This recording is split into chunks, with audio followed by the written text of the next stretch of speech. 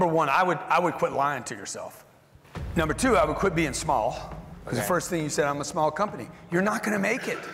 You can't make it. It's impossible. You're not going to survive in the jungle being a small animal by yourself. What animal does this? Everybody in the room, if you're trying to stay small, you will die. The reason you're staying small is because you won't spend money.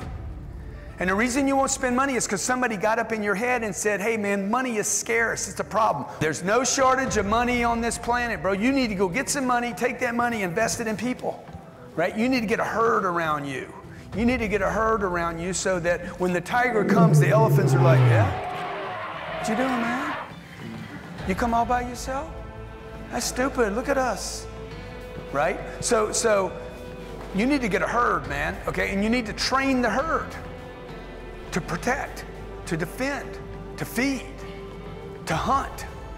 And so that's all I would tell you. You got to get a posse. You got to start thinking, how big can I get?